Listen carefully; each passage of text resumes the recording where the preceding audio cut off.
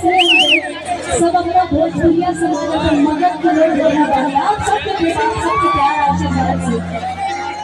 और हम आप सबसे हाथ जोड़ के निवेदन करते हैं थोड़ा सा बातों में चलेंगे लेकिन कल आए भैया जन्नत जो हम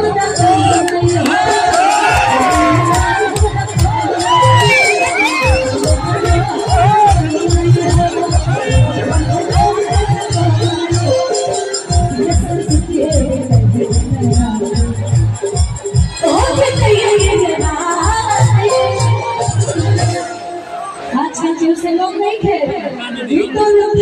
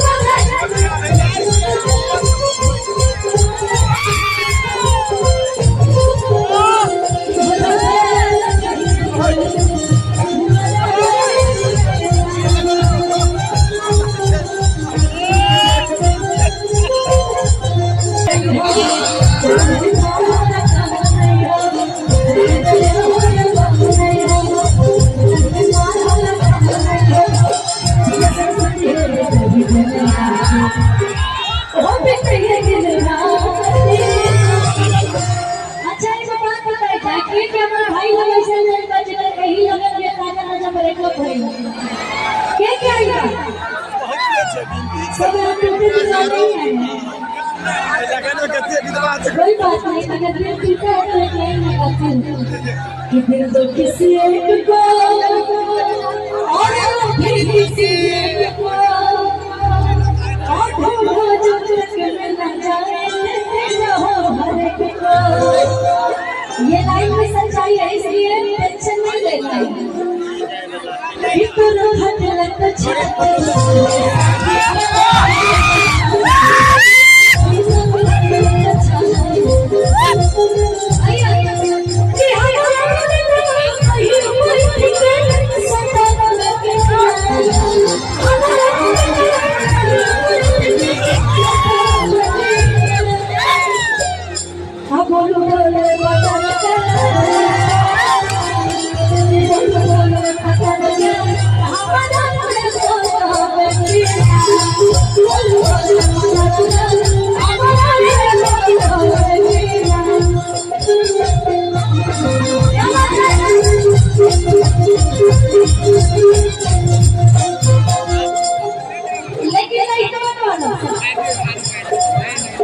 दिलवा के हियो ना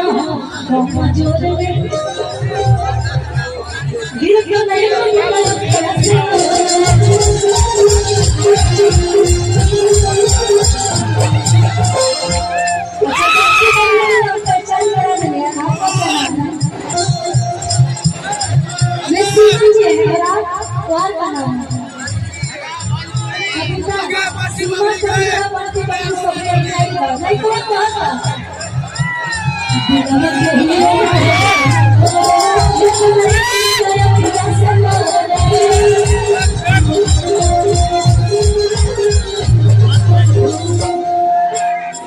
याद में रो